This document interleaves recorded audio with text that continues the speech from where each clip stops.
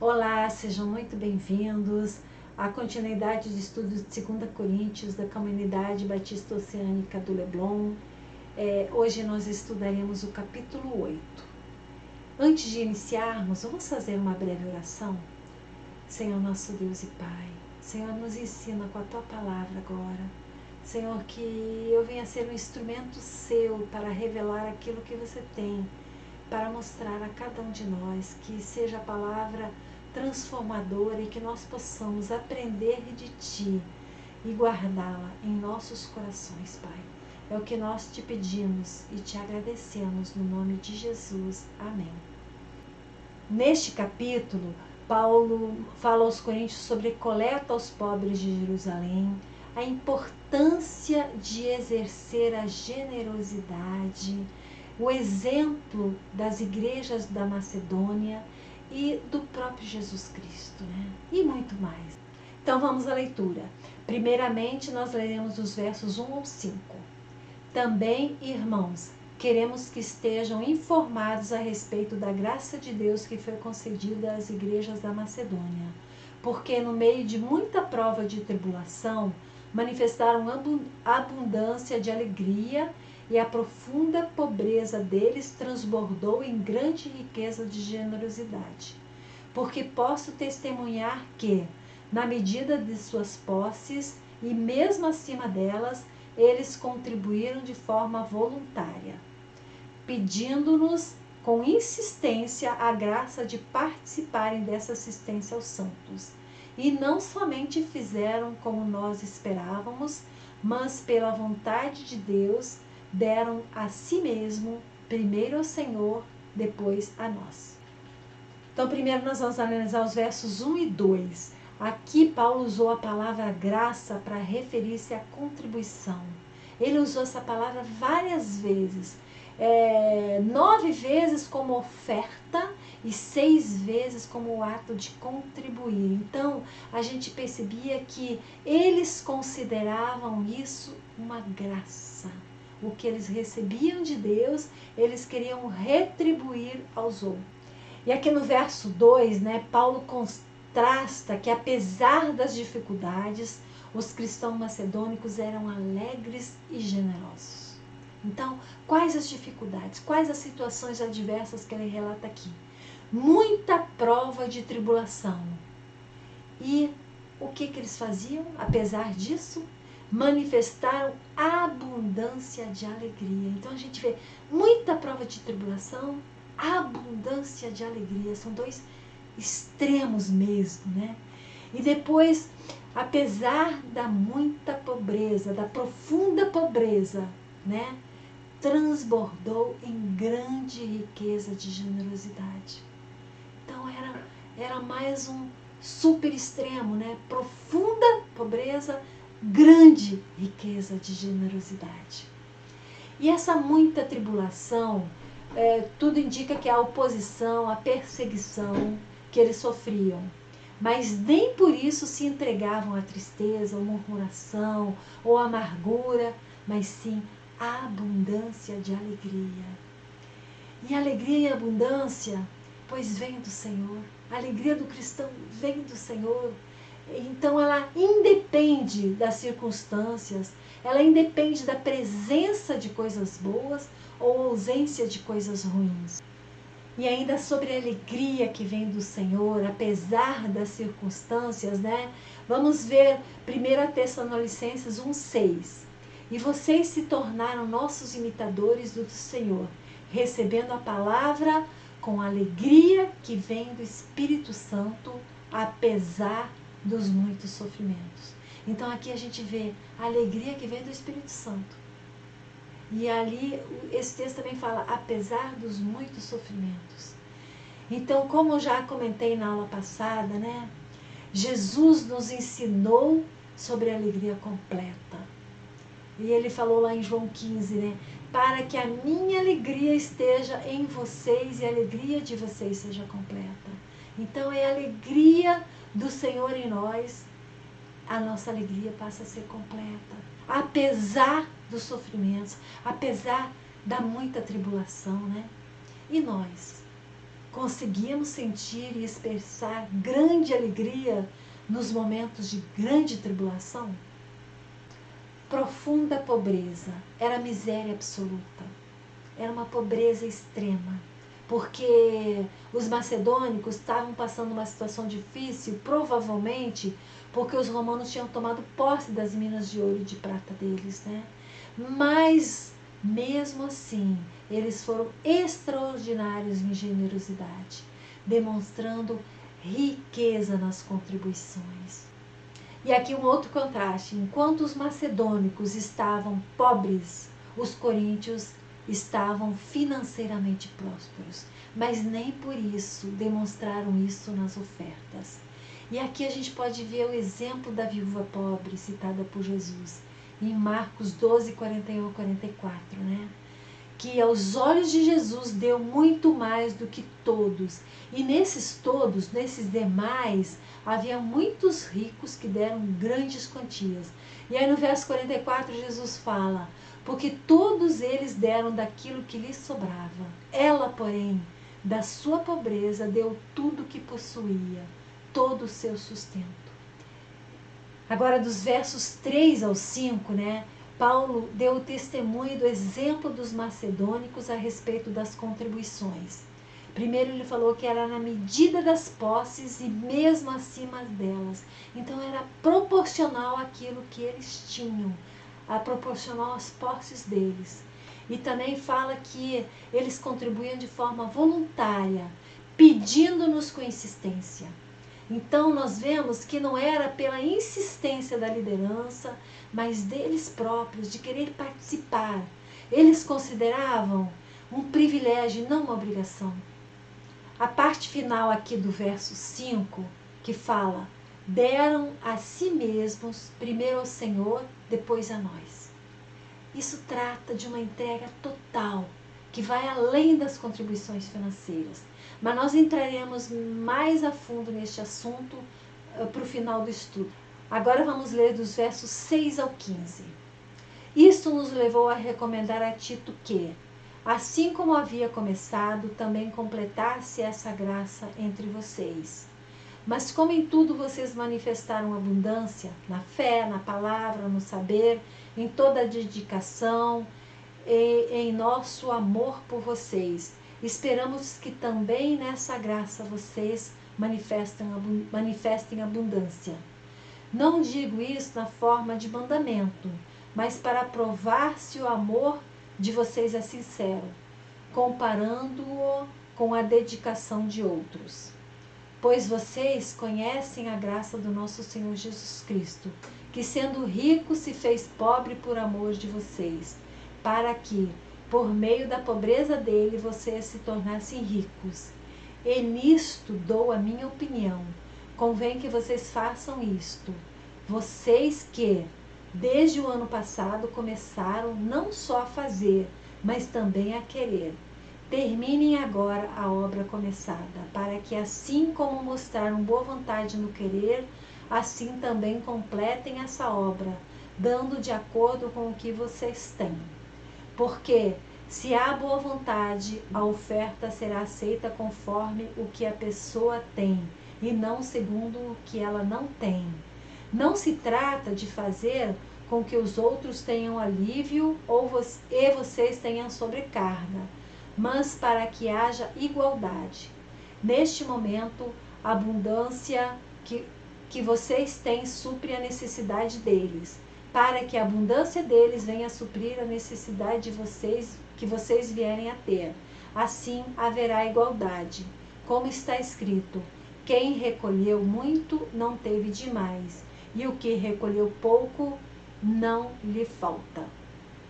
O verso 9, que nós acabamos de ler, que fala sobre o exemplo da entrega de Jesus e que Paulo colocou entre o texto que fala sobre ofertas, nós deixaremos para comentá-lo e estudar mais a fundo no final do estudo.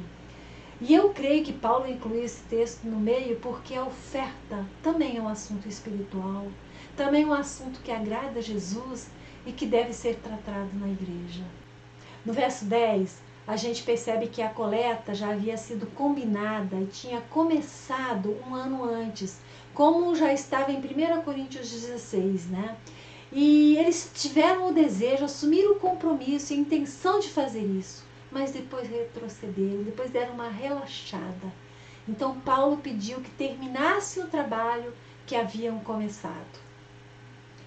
E diante da falta de compromisso e amorosidade dos coríntios, então Paulo fez o quê? Ele pediu a Tito que despertasse os coríntios para crescerem nessa área. Está no verso 6. Depois ele encorajou os coríntios a não ficarem apenas no querer, mas efetivamente realizar. Então no verso 11 ele fala: terminem agora a obra começada, para que assim como mostraram boa vontade no querer, assim também completem essa obra, dando de acordo com o que vocês têm.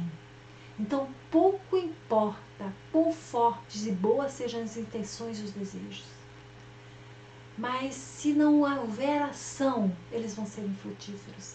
Então não adianta falar, eu vou fazer, mas depois não fazer, né? Tem que haver o compromisso e a ação. Muitas vezes temos o desejo, mas acabamos não fazendo nenhuma ação concreta. O importante é mantermos compromissos assumidos, ainda mais quando são com o Senhor, né? Então, quando a gente promete algo para Deus, é importante a gente cumprir. Aí no verso 7, mas como em tudo vocês manifestam abundância na fé, na palavra, no saber, em toda a dedicação e em nosso amor por vocês, esperamos que também nessa graça vocês manifestem abundância. Após a primeira carta, a igreja de Corinto apresentou um significativo crescimento espiritual em várias áreas, na fé, no evangelismo, no saber, né? Ela era na organização da igreja, no amor, mas ainda faltava comprometimento com as ofertas. E no verso 8, né? Não digo isto da forma de mandamento, mas para provar se o amor de vocês é sincero, comparando-o com a dedicação de outros. Então, a motivação da oferta deve ser amor sincero, por amor a Deus e amor ao próximo, e não como mandamento, como uma obrigação, ou imposição, ou por constrangimento, né? É por amor. Então vemos que trata-se de encorajamento e não de ordem. Em 1 Coríntios 13:3, né, fala: ainda que eu distribua todos os meus bens entre os pobres, e ainda que eu entregue o meu próprio corpo para ser queimado, se não tiver amor, isso de nada me adiantará. Deus olha a intenção, Deus olha o interior, a motivação, e não o ato por si só. Verso 12. Porque se há boa vontade, a oferta será aceita, conforme o que a pessoa tem e não segundo o que ela não tem. Então, a aceitação do ato de generosidade perante Deus, desde que haja boa vontade. Então, tem que ser com alegria. Deus não olha o quanto, mas Deus olha o coração. E a oferta deve ser de acordo com as posses, proporcional àquilo que Deus nos dá, reconhecendo que tudo vem de Deus. Porque às vezes a gente acha assim, não vem do meu trabalho. Mas se Deus não te capacita, se Deus não te dá saúde, e aí? Então tudo vem de Deus, e é a gente reconhecendo isso, né? E não com base, né, naquilo que espera receber, porque ele fala assim, não segundo o que ela não tem. Então, às vezes, assim, não é uma coisa, eu vou dar hoje para Deus me dar amanhã, não. É aquilo que, reconhecendo aquilo que Deus nos dá, né? E também não lastreado em dívidas, talvez, né? E deve existir igualdade, sem alívio nem sobrecarga. É uma oportunidade para todos, independente de ser pobre ou ser rico. Quem muito tem, muito dá. Quem pouco tem, pouco dá. Mas todos podem ter a oportunidade. E agora leremos dos versos 16 ao final. Mas graças a Deus que pôs no coração de Tito a mesma dedicação que temos por vocês. Ele atendeu ao nosso apelo e, mostrando ser muito dedicado, partiu voluntariamente para encontrar-se com vocês. E, com ele, estamos enviando o irmão cujo louvor no Evangelho está espalhado por todas as igrejas. E não só isto, mas ele também foi eleito pelas igrejas para ser nosso companheiro ao desempenho dessa graça ministrada por nós, para a glória do próprio Senhor e para mostrar a nossa boa vontade. Queremos evitar assim que alguém nos acuse por causa desta generosa dádiva administrada por nós, pois cuidamos para fazer o que é correto, não só diante do Senhor, mas também diante das pessoas. Com eles, estamos enviando nosso irmão, cujo zelo já pusemos à prova em muitas ocasiões e de muitas maneiras, e que agora se mostra ainda mais zeloso pela grande confiança que deposita em vocês. Quanto a Tito, é meu companheiro e cooperador entre vocês. Quanto aos nossos irmãos, são mensageiros das igrejas e glória de Cristo. Por isso, diante das igrejas, comprovem o amor de vocês e confirmem o orgulho que temos de vocês, na presença desses homens. Nestes versos que acabamos de ler, Paulo tratou da administração das ofertas e a preocupação de que a oferta chegue no destino e que não haja qualquer motivo de acusação. E como nós vemos nos versos 20 e 21, queremos evitar assim que alguém nos acuse por causa dessa generosa dádiva administrada por nós, pois cuidamos para fazer o que é correto, não só diante do Senhor, mas também diante das pessoas. Então, Paulo aqui mostra a necessidade de administrar com honestidade e transparência os recursos arrecadados pela igreja. Então, ele tomava precauções para não ser acusado. E ele fazia as coisas certas diante de Deus e dos homens. É integridade e prudência. É ser honesto diante de Deus, mas também parecer honesto diante dos homens. E quais as precauções tomadas por Paulo? Ele deu a atribuição de administrar as ofertas a 3 pessoas. Tito e mais 2 irmãos da igreja. Então ele evitou entregar os recursos na mão de uma única pessoa. E essas 3 pessoas escolhidas por ele, quais são as características, né? Tito, ele fala dedicação, no verso 16, voluntariedade, no verso 17, companheiro e cooperador, no verso 23. E o primeiro irmão citado ali, louvor no evangelho espalhado por todas as igrejas, no verso 18, eleito pelas igrejas, companheiro e de boa vontade, no verso 19. E o segundo irmão, zeloso e posto à prova muitas vezes e em várias situações, no verso 22.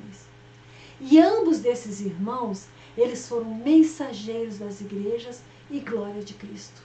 Então a gente percebe que as pessoas que Paulo escolheu para lidar, para administrar essas ofertas, ele escolheu muito bem.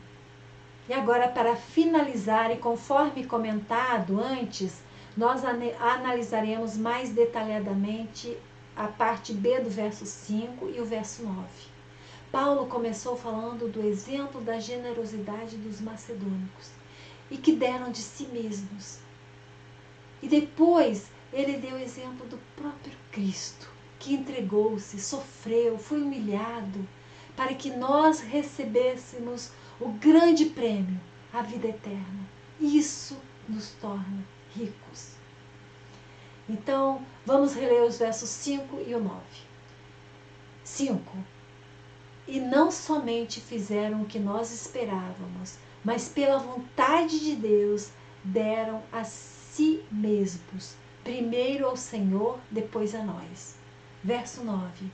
Pois vocês conheceram a graça do nosso Senhor Jesus Cristo, que sendo rico, se fez pobre por amor de vocês, para que, por meio da pobreza dele, vocês se tornassem ricos. Então no verso 5, deram a si mesmos, entregaram suas vidas.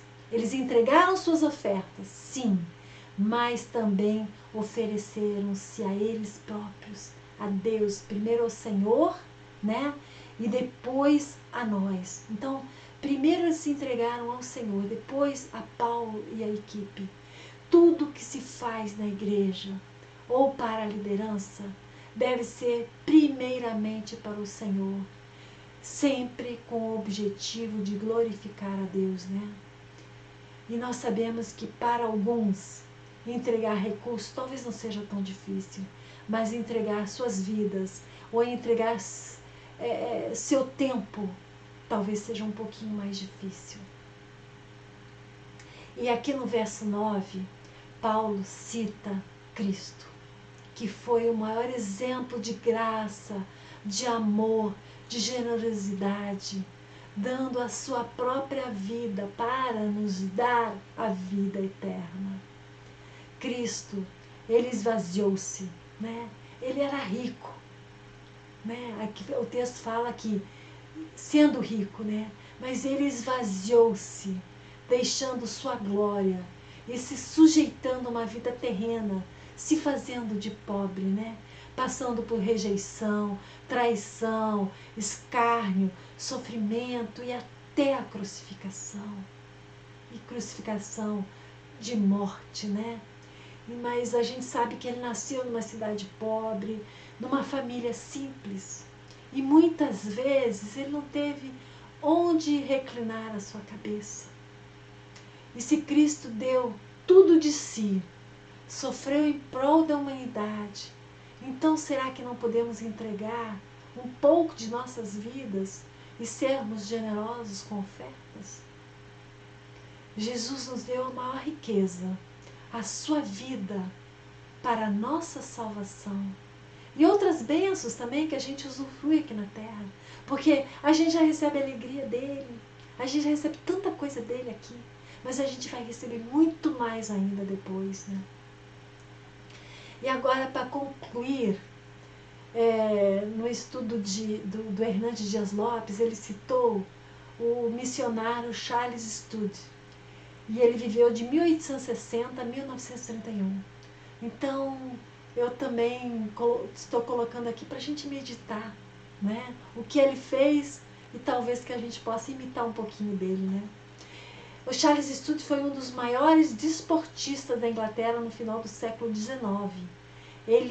O esporte que ele praticava era cricket e ele participava da seleção da Inglaterra, né? Mas ele largou tudo para ser missionário na China, depois na Índia e na África. E um detalhe, né? Ele herdou uma fortuna, né? Mas ele investiu quase 90% na obra de Deus. Ele doou a missionários, a projetos cristãos, né? E aí os 12% que sobraram a ele resolveu dar para a esposa como presente de casamento. Mas o que ela fez? Ela também doou. Então a gente viu que até no casamento eles estavam alinhados, né?